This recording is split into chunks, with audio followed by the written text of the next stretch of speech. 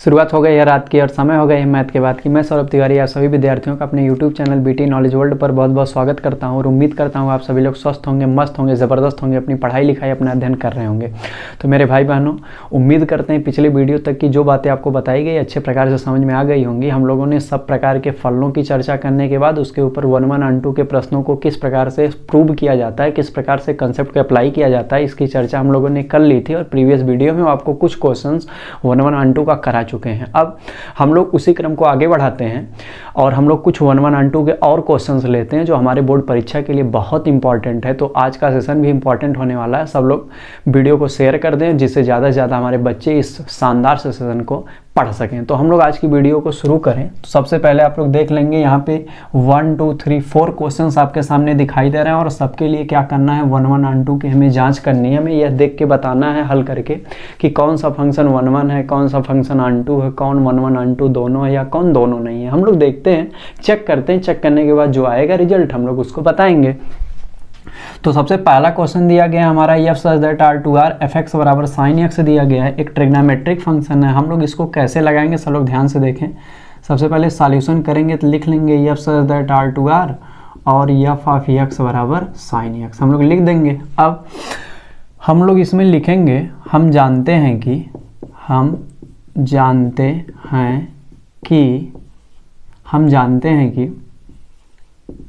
F X बराबर जो sine x फलन होता है वह यक्स बराबर n पाई पर प्रत्येक n बिलोंग्स टू इंटीजर पर शून्य मान देता है।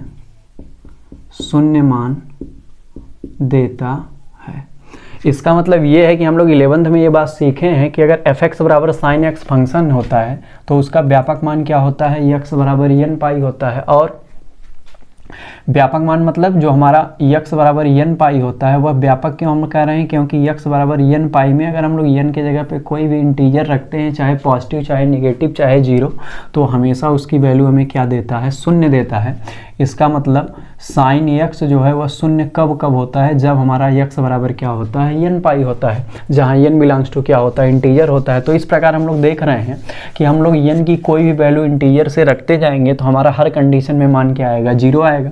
तो अगर हम लोग इस प्रश्न के लिए एकाएकी होने की जांच करें या एकाएकी की बात करें तो हम लोग इसका एरो डायग्राम बना लेते हैं। जब हम लोग इसका एरो डायग्राम बनाएंगे, यहाँ भी आ रहे हैं, यहाँ भी आ रहे हैं, हम लोग अगर जीरो रखें n के जगह पे, n के जगह पर अगर जीरो रखेंगे तो x की वैल्यू जीरो आ जाएगी। अगर n के वैल्यू जगह पे 1 रखेंगे तो हमें x की वैल्यू पाई प्राप्त हो जाएगी। n की वैल्यू 2 रखेंगे तो 2 पाई आ जाएगा, इसी तरह 3 पाई आ जाएगा, ऐसे डॉट डॉट, क्योंकि हमारी वैल्यू खत्म नहीं होगी इसीलिए हम लोग इसको डॉट डॉट कर देंगे। और हर कंडीशन में हमें क्या प्राप्त होगा, जीरो। साइन जीरो का मान भी जीरो, साइन पाई का मान भी जीरो, साइन 2 पाई का मान भी जीरो, साइन 3 पाई का भी मान जीरो। तो हम लोग इस प्रकार देख रहे हैं कि इन सभी एंगल्स पे जो इसकी इमेज है, जीरो पे, पाई पे, 2 पाई पे, 3 पाई पे, सब पे क्या प्राप्त हो रहे हैं, जीरो प्राप्त हो रहे हैं, क्योंकि n पाई पे ही जीरो हो जाता है, n के जगह पे कुछ भी रखा जाए। तो इस प्रकार यह एरो डायग्राम देख के स्पष्ट है कि डोमेन के कई सारे अवयवों का हमें कोडोमेन में एक ही इमेज प्राप्त हो रही है। तो इस प्रकार यह 1 1 फंक्शन को प्रदर्शित नहीं कर रहा है बल्कि मेनी टू 1 फंक्शन को प्रदर्शित कर रहा है। तो हम लोग लिख देंगे चूँकि डोमेन के कई सारे अवयवों की हमें कोडोमेन में एक ही इमेज प्राप्त हो रही है, इसलिए यह एकाएकी फलन नहीं है। तो पहला वाला फंक्शन एकाएकी क्यों नहीं है, क्योंकि डोमेन के कई सारे अवयवों की हमें एक ही इमेज प्राप्त हो रही है। अब अगर हम लोग आंटू की बात करें, अगर हम लोग किसकी बात करें, आंटू की यानी आच्छादक की बात करें, तो हम लोग देख रहे हैं, हम लोग साइन फंक्शन के लिए क्या जानते हैं, हम लोग जानते हैं जो हमारा साइन फंक्शन होता है उसकी जो रेंज होती है वह -1 से +1 होती है, यानी इसकी वैल्यू -1 के बराबर हो सकती है। -1 से बड़ी हो सकती है, +1 के बराबर हो सकती है, +1 से छोटी हो सकती है, यानी क्लोज इंटरवल -1 से +1 के बीच में पाई जाती है। तो हम लोग यहाँ देख रहे हैं, हम लोग लिखेंगे प्रत्येक y belongs to r minus close interval -1 से +1, यानी हमारी जो भी वैल्यू -1 +1 को शामिल करते हुए इसके बीच में पाई जाएगी, उसके अलावा जितने भी रियल नंबर में और एलिमेंट्स प्राप्त होंगे प्रत्येक r minus close interval -1 to 1 के लिए x में कोई x बिलोंग्स टू r में कोई पूर्व प्रतिबिंब प्राप्त नहीं होगा, कोई पूर्व प्रतिबिंब प्राप्त नहीं होगा। क्योंकि जब हम लोग जानते हैं कि जो साइन की वैल्यू होती है वह -1 से +1 तक होती है, उसकी रेंज -1 से +1 तक ही होती है, तो हम लोग ना तो +1 से किसी भी वास्तविक मान के लिए कोई प्रीमेज प्राप्त कर पाएंगे, ना -1 से छोटी भी किसी भी वैल्यू के लिए उसकी प्रीमेज प्राप्त कर पाएंगे। तो वो सारी वैल्यू रियल नंबर से क्या हो जाएगी, छूट जाएगी। और हम लोग जानते हैं अगर एक भी एलिमेंट छूट जाता है तो हमारा आच्छादक नहीं होता है, यहाँ तो बहुत सारे एलिमेंट छूट जाएंगे। तो इस प्रकार हमारा दिया गया जो फंक्शन है वह क्या नहीं होगा, ऑनटू भी नहीं होगा। तो उम्मीद करते हैं आपको ये बात समझ में आई होगी। यह 1-1 क्यों नहीं है, क्योंकि डोमेन के कई सारे अवयवों की एक ही इमेज बन रही है। और यह ऑनटू क्यों नहीं है, क्योंकि -1 से लेके +1 क्लोज इंटरवल को छोड़ के जितने भी रियल नंबर में को डोमेन में एलिमेंट पाए जाएंगे उनकी किसी के लिए हमें प्री इमेज नहीं प्राप्त होगी, इसीलिए ऑनटू भी नहीं है। तो पहला वाला न 1-1 है और पहला वाला न ही ऑनटू है। तो इस प्रकार आपको पहला समझ में आ गया होगा। हम लोग आगे बढ़ते हैं और पहले क्वेश्चन को अच्छे से जानने के बाद fx बराबर sin x को यह जानने के बाद यह न तो 1-1 है और न ही ऑनटू, हम लोग दूसरे क्वेश्चन की तरफ चलते हैं। दूसरा क्वेश्चन हमारा क्या है, हमारा दूसरा क्वेश्चन है f such that r और हमारा fx बराबर क्या दिया गया है 3x। हम लोग इसको देखते हैं, जब हम इसको हल करेंगे, इसको सॉल्व करेंगे, f such that r और f of x बराबर 3x। तो हम लोग क्या करेंगे, एकाएकी की सबसे पहले बात करेंगे, 1-1 की सबसे पहले बात करेंगे। एकाएकी के लिए हम लोग क्या करेंगे, एकाएकी के लिए हम लोग इसके लिए क्या करेंगे, सब लोग ध्यान से समझें। एकाएकी के लिए हम लोग दो अवयव ले लेंगे, माना x1, x2 belongs to r इस प्रकार है कि f ऑफ x1 बराबर f ऑफ x2, यानी 3x1 बराबर इम्प्लाइज दैट 3x2, 3 से 3 कैंसिल हो जाएगा, इम्प्लाइज दैट x1 बराबर x2। हम लोग यही कंसेप्ट पढ़े थे कि अगर x1, x2 belongs to domain को रखने पर fx1 बराबर x2 को बराबर रख के हमें x1 बराबर x2 आ जाता है, हम लोग कह देंगे इम्प्लाइज दैट f क्या है, एकाएकी है। अब हम लोग आच्छादक की बात कर रहे हैं। आच्छादक के लिए हम लोग क्या करते हैं, पहले y बराबर fx बराबर 3x है, y बराबर 3x, हम लोग यहाँ से x की वैल्यू y के पदों में निकालेंगे तो y/3 आ जाएगा। अब हम लोग इसको इक्वेशन 1 मान लेंगे। हम लोग देख रहे हैं प्रत्येक y बिलोंग्स टू r पे हमें कोई न कोई वैल्यू x में प्रीमेज के रूप में प्राप्त होगी और वह रियल ही होगी। तो इसका मतलब हम लोग लिखेंगे समीकरण 1 से स्पष्ट है, समीकरण 1 से स्पष्ट है कि प्रत्येक y बिलोंग्स टू r के लिए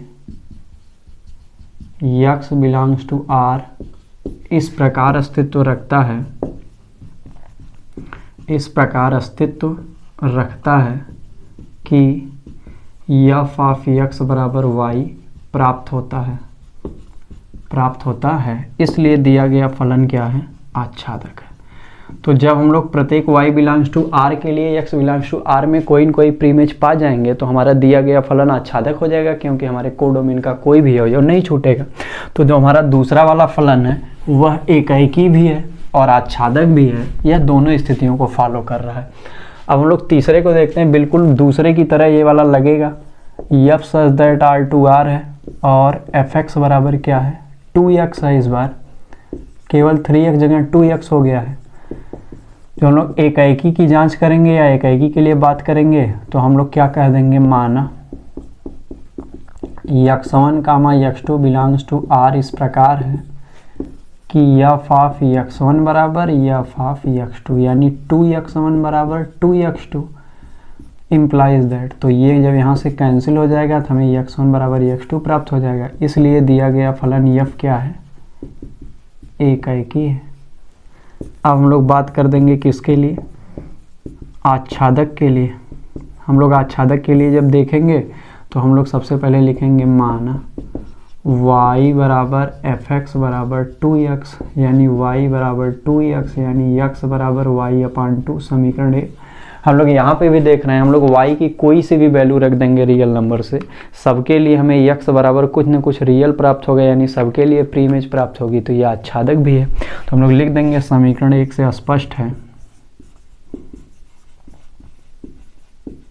कि प्रत्येक y बिलोंग्स टू r के लिए x बिलोंग्स टू r इस प्रकार अस्तित्व में है कि f ऑफ x बराबर y प्राप्त होता है। इसलिए f क्या है, आच्छादक है। तो हमारा ये 1 1 and 2 हो गया।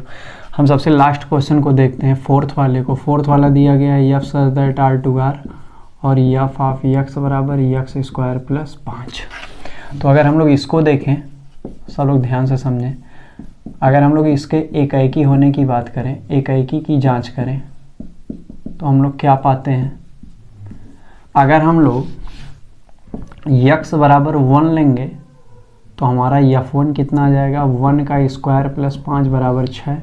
और अगर हम लोग x बराबर -1 लेंगे तो f ऑफ -1 कितना आ जाएगा, -1 का स्क्वायर + 5 बराबर 6।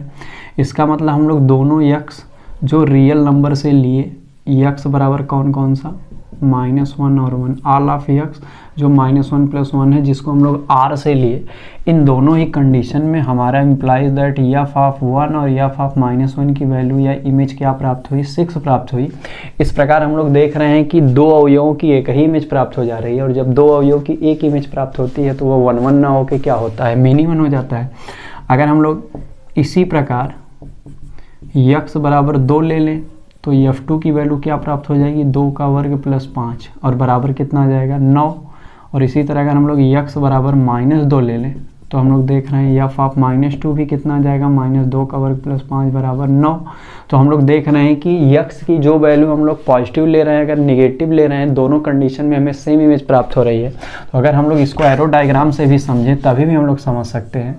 ये हमारा एरो डायग्राम है, यहाँ r है, यहाँ r है, +1 -1 +2 -2 +3 -3 डॉट डॉट।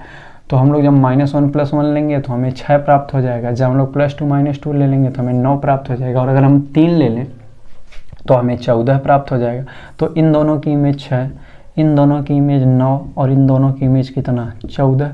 तो इस प्रकार हम लोग देख रहे हैं कि हमारा दिया गया फलन एरो डायग्राम के आधार पे क्या नहीं है, एकाएकी नहीं है। अब हम लोग आच्छादक की बात करते हैं। अगर हम लोग आच्छादक की बात करें तो हम लोग देख रहे हैं यहाँ पे 6 अवेलेबल है, लेकिन 1 से लेके 5 तक के लिए कोई भी प्री इमेज नहीं है। इसी प्रकार हमारा 9 अवेलेबल है, 6 से लेके 9 के बीच में जितने रियल नंबर हैं उनके लिए कोई प्री इमेज नहीं है। तो इस प्रकार बहुत सारे एलिमेंट क्या हो जा रहे हैं, छूट जा रहे हैं। तो हम लोग लिखेंगे प्रत्येक y बिलोंग्स टू r के लिए, प्रत्येक y बिलोंग्स टू r के लिए x doesn't belongs to r प्राप्त हो रहा है। यानी प्रत्येक y जो कि कोडोमेन r में है उसके लिए हमें x doesn't belongs to r, यानी x के अवयव डोमेन से बिलोंग नहीं कर रहे हैं, यानी सबके लिए प्री इमेज अवेलेबल नहीं है। इसलिए दिया गया फलन क्या है, आच्छादक नहीं है। और हम लोग ऐसे भी समझ सकते हैं कि अगर यह x² + 5 है, स्क्वायर में दिया गया है, तो वह हमेशा पॉजिटिव वैल्यूज ही ग्रहण करेगा। तो कोडोमेन में जितने r निगेटिव हैं वो छूट जाएंगे सारे के सारे, कहीं क्योंकि उनके लिए कोई प्री इमेज अवेलेबल नहीं रहेगी x में, यानी डोमेन में। तो ऐसे भी हम लोग बता सकते हैं प्रत्येक y belongs to r negative के लिए x doesn't belongs to r। इसलिए दिया गया फलन क्या नहीं है, आच्छादक नहीं है। तो इस प्रकार उम्मीद करते हैं यह फलन न तो 1 1 है और न ही क्या है, ऑन-टू है। ये बात आप अच्छे से समझ गए होंगे और आपका जो 1 1 ऑन-टू का कंसेप्ट है और ज़्यादा डेवलप हुआ होगा। तो हम लोग 1 1 ऑन-टू के सारी बातों को अच्छे से समझ पाए हैं। अब हम लोग थोड़ा आगे बढ़ते हैं, अपने कंसेप्ट को आगे बढ़ाते हैं और अब चर्चा करते हैं फलनों के संयोजन के ऊपर। किसके ऊपर चर्चा करते हैं? फलनों के संयोजन के ऊपर। सब लोग ध्यान से समझें। अगली टॉपिक हमारी फलनों का संयोजन।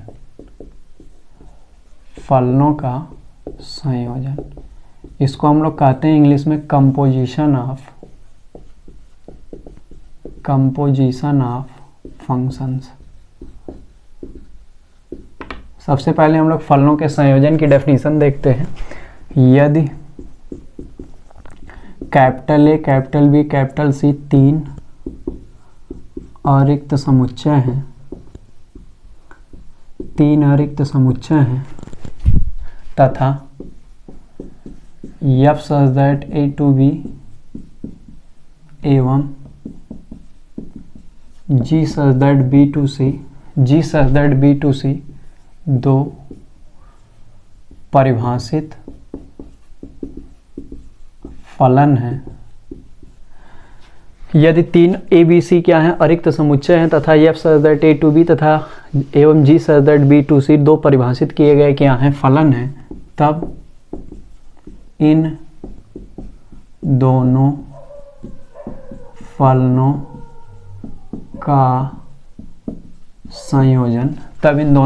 का संयोजन, जी कंपोजिशन f। अगर पहला जो फंक्शन है वह f है जो a से b पे परिभाषित है और दूसरा फंक्शन g है जो b से c पर परिभाषित है, तो इन दोनों फलनों के संयोजन को हम लोग क्या कहते हैं? GOF कहते हैं।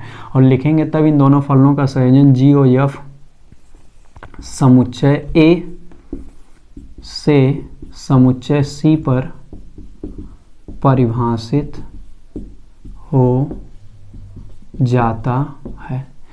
यानी अगर हमारे पास तीन नॉन एम्प्टी सेट ABC दिए गए हैं जिसमें से पहला F जो है सेट A से सेट B पर एक डिफाइंड फंक्शन है और दूसरा सेट B से सेट C पर डिफाइंड फंक्शन G है, तब इन दोनों का जो संयोजन होता है, कंपोजिशन होता है, वह GOF के रूप में मिलता है और यह सेट A से सेट C पर क्या हो जाता है? परिभाषित हो जाता है। अर्थात हम लोग कह सकते हैं यदि f such that a to b तथा g such that b to c implies that GOF such that a to c for all x belongs to set A। तो इस प्रकार ये हमारा कंपोजिशन की प्योर डेफिनेशन आ गई कि अगर कोई भी दिया गया फलन है f और g जो किन्हीं तीन समुच्चयों a b c के ऊपर डिफाइन किया गया है, जिसमें f a से b पे है और g जो है वह b से c पे है, तो हमारा जो कंपोजिशन होगा उन दोनों का वह a से कहाँ तक हो जाएगा? c पे हो जाएगा। यह इनका कंपोजिशन का क्या हो गया? पूरा प्रोफार्मा हो गया, जहाँ for all x belongs to क्या होंगे? Set A। अब अगर हम लोग इसको व्यापक रूप में समझना चाहें, अगर हम मान लेते हैं A का जो अवयव है व्यापक रूप में x में पाया जाता है और सेट B में इसकी जो f इमेज प्राप्त होती है वह हमें f ऑफ x के रूप में मिलती है।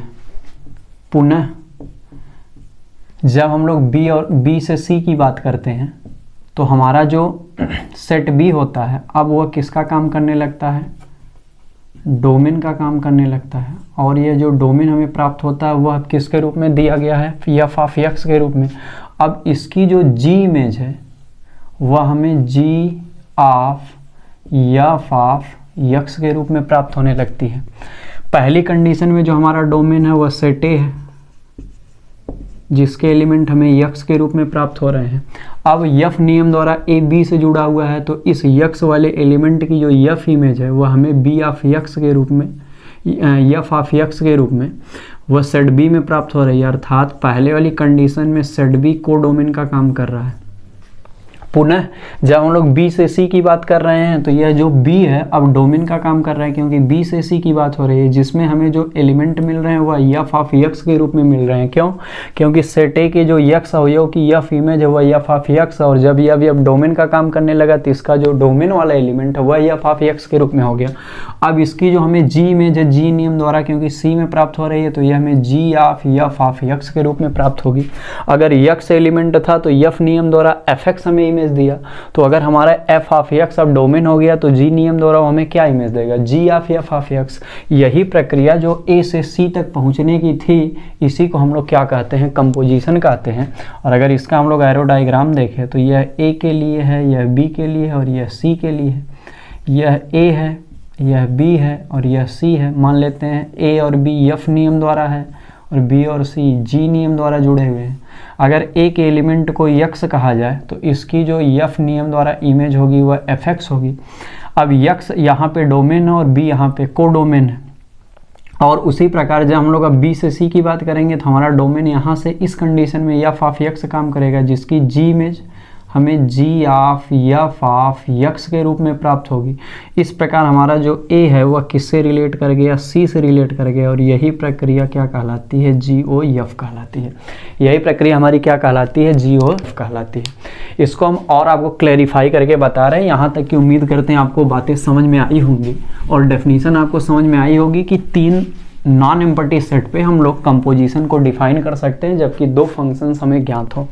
तो हम अभी तक ये समझ पाए कि सेट ए है जो ए से, सेट ए है, एक सेट बी है जो एफ नियम को फॉलो करके ए से बी पर परिभाषित किया गया है, और सेट बी है और सेट सी है जिसमें जी नियम द्वारा परिभाषित करके सेट बी को सेट सी के ऊपर अप्लाई किया गया है। तो एफ ए से बी पर बनाया गया एक फलन है और जी बी से सी पर बनाया गया एक फलन है। हम लोग कंपोजिशन कब निकाल सकते हैं, जब पहले वाले फलन का कोडोमेन दूसरे वाले फलन के डोमेन के क्या हो, बराबर हो। सबसे पहली बात लोग समझें, पहले फलन का कोडोमेन अगर बराबर हो जाए दूसरे फलन के डोमेन के, अगर पहले फलन का कोडोमेन बराबर हो जाए दूसरे फलन के डोमेन के, तो ऐसी स्थिति में उन दोनों फलनों का संयोजन ज्ञात किया जा सकता है। ऐसी स्थिति में दोनों फलनों का संयोजन ज्ञात किया जा सकता है। तो अभी हम आपको ये बताएं कि संयोजन कब निकाला जा सकता है, जब पहले वाले फंक्शन का कोडोमेन दूसरे वाले के डोमेन के बराबर हो जाए, दोनों का कंपोजिशन यानी संयोजन निकाला जा सकता है। अब अगर पहला फलन एफ हो और दूसरा फलन जी हो तो हमारा इन दोनों का कंपोजिशन लिखते समय हमेशा पहले जी आएगा, फिर ओ आएगा, ओ मतलब यहाँ कंपोजिशन, और फिर क्या आएगा, एफ आएगा। तो इसको हम लोग कह देंगे जी ओ एफ। और यह जो जी ओ एफ होगा यह कहाँ से कहाँ परिभाषित हो जाएगा, सेट ए से सेट सी पर। ये दोनों जो कॉमन है इसको छोड़ दिया जाएगा और जो बचेगा सबसे स्टार्टिंग वाला और सबसे लास्ट वाला वह एक दूसरे से क्या हो जाएगा, रिलेट कर जाएगा। यानी कंपोजिशन पहले वाले सेट से आखिरी वाले सेट पर यानी सेट ए से सेट सी पर क्या हो जाता है, डिफाइन हो जाता है। और इसकी हम लोग इमेज एक बार फिर से देखते हैं, सब लोग ध्यान से समझिएगा। यहाँ पे सेट ए है, यहाँ पे सेट बी है और यहाँ पे सेट सी है। ए और बी किस नियम द्वारा बंधे हैं, एफ। बी और सी किस नियम द्वारा बंधे हैं, जी। जब हम लोग ए से बी की बात करेंगे, ध्यान से लोग बातों को समझें, जब हम लोग ए से बी की बात करेंगे तो इस कंडीशन में हमारा डोमेन क्या होगा, सेट ए होगा, और इस कंडीशन में सेट बी हमारा क्या होगा, कोडोमेन होगा। अगर सेट ए के एलिमेंट हमें यक्स के रूप में प्राप्त हो तो यफ नियम द्वारा कोडोमेन में इमेज क्या प्राप्त होगी, एफ एक्स। तो ए में अगर यक्स रूपी अवयव हैं तो यफ नियम द्वारा सेट बी में इसकी इमेज क्या प्राप्त होगी, हमें एफ ऑफ एक्स प्राप्त होगी। आप लोग ये बात समझ पाए होंगे। पुनः जब हम लोग सेट बी से सेट सी पर बात कर रहे हैं जो जी नियम द्वारा बंधे हुए हैं, तो इस कंडीशन में हमारा डोमेन क्या है, सेट बी है, और इस कंडीशन में हमारा कोडोमेन क्या है, सेट सी है। और हम लोग यहाँ देख रहे हैं हमारे सेट बी के यानी डोमेन के जो एलिमेंट हैं वह पहले से ही किसके रूप में प्राप्त हो रहे हैं, एफ ऑफ एक्स के रूप में। जब जी नियम द्वारा इसकी हम लोग इमेज निकालेंगे, जी इमेज, तो क्या आ जाएगा, जी ऑफ एफ ऑफ एक्स। कैसे, जब यक्स था उसकी F image F of x, तो जब एलिमेंट है हमारे पास एफ ऑफ एक्स तो इसकी जी इमेज क्या हो जाएगी, जी ऑफ एफ ऑफ एक्स। तो एफ ऑफ एक्स की हमें इमेज जी नियम द्वारा सी में क्या प्राप्त होगी, जी ऑफ एफ ऑफ एक्स। तो ये दोनों रिलेट कर रहे हैं और ये दोनों रिलेट कर रहे हैं, तो हम लोग जब G of F of X निकाल देते हैं तो यह directly A to C associate हो जाता है, यानी G O F associated A to C. तो ये हो गया हमारे कंपोजिशन का प्रारूप। कि जो स्टार्टिंग वाला सेट होता है वह कंपोजिशन के द्वारा लास्ट वाले सेट से क्या हो जाता है, कंपोजिट हो जाता है, कंपोजिशन हो जाता है, संयोजित हो जाता है। इसीलिए इसको हम लोग क्या कहते हैं, संयोजन कहते हैं। तो ये पूरा प्रोसेस से उम्मीद करते हैं आपको बात समझ में आई होगी कि कंपोजिशन को हम लोग कब निकाल पाएंगे और किस प्रकार निकालते हैं और उसमें क्या कौन सा अपना क्या मैटर रखता है। तो हम लोग अब आगे बढ़ते हैं और एक बात हम आपको सिखा रहे हैं, सब लोग ध्यान से समझेंगे। ये की पॉइंट्स हैं। की पॉइंट्स ये है कि हम लोग कंपोजिशन बेसिकली सबसे मेन रूप तो हमारा GOF होता है। हम लोग कभी कभी FOG भी निकाल देते हैं। तो GOF जो होता है हमारा सबसे मेन कंपोजिशन होता है, हम लोग FOG भी कभी कभी निकाल लेते हैं। अब FOG और GOF कैसे कैलकुलेट किया जाता है, सब लोग ध्यान से समझेंगे। सबसे पहले GOF का मतलब होता है GO और F के साथ लास्ट में हमेशा यक्स रहता है, उसको शो नहीं किया जाता है, लेकिन जब हम लोग वैल्यू निकालने जाते हैं तब शो किया जाता है। GOF का मतलब क्या होता है, GOFX। और जब हम लोग कंपोजिशन से O हटाते हैं तो यहाँ बड़ा सा ब्रैकेट लग जाता है GOF। तो सबसे पहले यहाँ fx रखा जाता है, फिर यही fx g के लिए काम करने लगता है। तो g में जहाँ जहाँ यक्स होता है fx की यहाँ से जो वैल्यू होती है उसके स्थान पर रख देते हैं, तो हमारा कंपोजिशन कैलकुलेट हो जाता है। और अगर वहीं FOG निकालना हो तो इसको लिखते हैं FOGX। O हटाते हैं तो ब्रैकेट आ जाता है F(g)(x). पहले g(x) रखा जाता है, फिर ये g(x) जब रख देंगे तो ये f के लिए काम करेगा, और जहाँ f में x रहेगा वहाँ पे g(x) की वैल्यू रख देंगे। इस प्रकार हमारा कंपोजिशन FOG आ जाएगा। तो उम्मीद करते हैं आपको FOG और GOF दोनों निकालना आया होगा। सबसे पहले GOF रहेगा, फिर उसको GOFX लिखेंगे, फिर O हटा के ब्रैकेट लगा देंगे GOF(x), फिर fx की वैल्यू रखेंगे, g के लिए काम करेगा, g वाले में वैल्यू रख के हम लोग कंपोजिशन निकाल लेंगे। उसी प्रकार FOG रहेगा तो FOGX लिखेंगे, O हटाएंगे तो ब्रैकेट लगा देंगे F(g)(x), पहले g(x) की वैल्यू रखेंगे, फिर उसके बाद g(x) F के लिए काम करेगा, फिर g(x) की सारी वैल्यू x के स्थान पर F में रख देंगे तो हमें FOG प्राप्त हो जाएगा। उम्मीद करते हैं आपको कैसे निकाला जाएगा ये समझ में आ गया होगा, और कंपोजिशन के बारे में आप डिटेल में समझ पाए होंगे कि कब कंपोजिशन लगता है और किस में कौन सा डोमेन होता है, कौन सा कोडोमेन होता है, कौन किसकी इमेज होता है, और किस प्रकार हम लोग इसको कैलकुलेट कर सकते हैं। अब हम लोग कंपोजिशन के ऊपर कुछ सवाल लेते हैं जिससे आपको बातें क्लियर हो। सबसे पहला क्वेश्चन जो हम लोग कंपोजिशन का ले रहे हैं, सब लोग उसके ऊपर ध्यान देंगे। पहला क्वेश्चन है हमारे पास, F such that R2R तथा G such that R2R। हमारे पास दो फंक्शन है F such that R2R तथा G such that R2R, और fx बराबर दिया गया है cos x तथा g(x) बराबर दिया गया है x²। हमें दोनों वैल्यू निकाल के दिखानी है, एक बार GOF का मान और एक बार FOG का मान। हमें दोनों कंपोजिशन निकाल के कैलकुलेट करके दिखानी है। देखते हैं हम लोग कैसे करते हैं। पहले हम लोग लिखेंगे F such that R2R तथा G such that R2R। सबसे पहले हम लोग ये देखेंगे कि क्या पहले वाले के फंक्शन के कोडोमेन और दूसरे वाले फंक्शन के डोमेन का सेट आपस में सेम है। हम लोग देख रहे हैं सेम सेट जो है सेम है, पहले का कोडोमेन दूसरे के डोमेन के बराबर है। अब हम लोगों को लिख लेंगे f(x) बराबर दिया है cos x और तथा g(x) बराबर दिया है x²। अब हम लोग सबसे पहले कैलकुलेट करते हैं किसको, GOF को, यानी G कंपोजिशन F को। तो हम बताए थे इसको हम लोग लिख देंगे GOFX। अब O हटाएंगे तो ऑफ आ जाएगा, GOF(x) बराबर हो जाएगा GOF। fx की वैल्यू जो दिया उसको हम लोग लिख देंगे, cos x दिया है तो cos x लिख देंगे। अब यह cos x पूरा किसके लिए काम कर रहा है, g के लिए। तो g(x) में जहाँ जहाँ x दिखा रहा है वहाँ पे हम लोग फंक्शन का मान निकालने के लिए cos x रख देंगे। तो बराबर जब हम लोग g(x) बराबर x² देख रहे हैं तो जब हम लोग x की जगह cos x रख देंगे तो यहाँ कितना जाएगा, cos x का स्क्वायर, और जब हम लोग वर्ग करेंगे तो फंक्शन का वर्ग हो जाएगा cos² x। ये हमारा आंसर हो जाएगा GOF का। अब इसी तरह दूसरा, जब हम लोग FOG निकालेंगे तो सबसे पहले इसको FOGX लिख देंगे, और जब O हटाएंगे तो हमारा हो जाएगा F(g)(x). अब हम लोग पहले g(x) की वैल्यू रख देंगे, F(g)(x) दिया गया है x²। अब हम लोग देख रहे हैं यह पूरा एक्स स्क्वायर किसके लिए काम कर रहा है, एफ के लिए, और एफ एक्स में कॉस एक्स है, तो जहाँ एक्स है वहाँ पे केवल एक्स स्क्वायर रख देंगे फंक्शन में, तो हो जाएगा कॉस, और जहाँ एक्स स्क्वायर है वहाँ एक्स स्क्वायर आ जाएगा, जहाँ एक्स है वहाँ क्या आ जाएगा, एक्स स्क्वायर, क्योंकि हम हमेशा वैल्यू जो पुट करते हैं वो वेरिएबल की जगह करते हैं, तो वेरिएबल की जगह आप करेंगे तो कॉस एक्स की जगह कॉस एक्स स्क्वायर हो जाएगा। उम्मीद करते हैं आपको बात अच्छे से समझ में आ गई होगी कि हम लोग जी ओ एफ और एफ ओ जी कैसे कैलकुलेट करते हैं। हम लोग एक और क्वेश्चन लेते हैं जिससे आपको और कंपोजिशन के क्वेश्चंस क्लियर हो जाएं। अगला क्वेश्चन है हमारा, F such that R to R तथा G such that R to R, F X बराबर दिया गया है कॉस एक्स